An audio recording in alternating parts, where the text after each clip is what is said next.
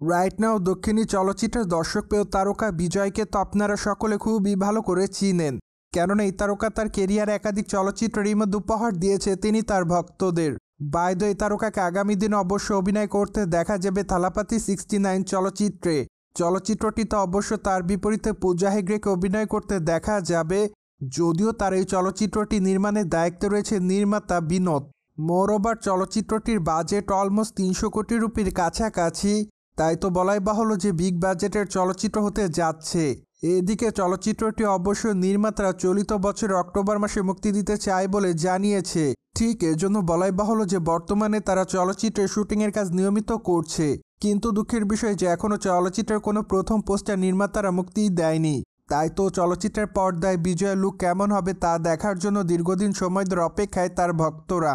কিন্তু বর্তমানে এক ঘনিষ্ঠ সূত্রের মাধ্যমে জানা যায় যে জানুয়ারি মাসের 26 তারিখে চলচ্চিত্র নির্মাতারা চলচ্চিত্রের প্রথম পোস্টার মুক্তি দেওয়ার পরিকল্পনা করছে, কেননা চলচ্চিত্র নির্মাতারা চলচ্চিত্রের প্রথম ঝলকটি অবশ্য বড় কোনো উৎসবকে কেন্দ্র করে মুক্তি দিতে চেয়েছিলেন।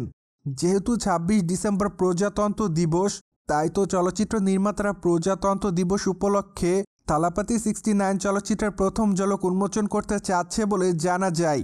কিন্তু দুঃখের বিষয় যে নির্মাতারা এখন এই বিষয়টির আনুষ্ঠানিক তেমন কোনো ঘোষণা দেয়নি, তাই তো এরই মধ্যে অবশ্য অনেকে বিষয়টিকে গুঞ্জন বলে দাবি করেন। কিন্তু চলচ্চিত্র নির্মাতারা যেহেতু মার্চ মাসের মধ্যে চলচ্চিত্রের শুটিংয়ের কাজ শেষ করতে চায়, তাই তো ধারণা করা যায় যে 26 জানুয়ারি হয়তো চলচ্চিত্রে নতুন কোনো আপডেট পাওয়া যেতে পারে।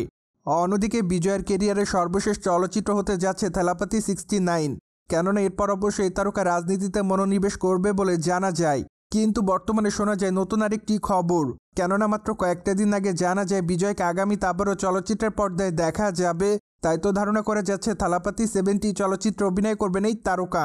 যদিও এই বিষয়টি নিয়ে অবশ্য বিজয় এখনও তেমন কোনো মতামত করেনি, তাই তো বিষয়টিকে এখনই চূড়ান্ত বলে বলা যাচ্ছে না।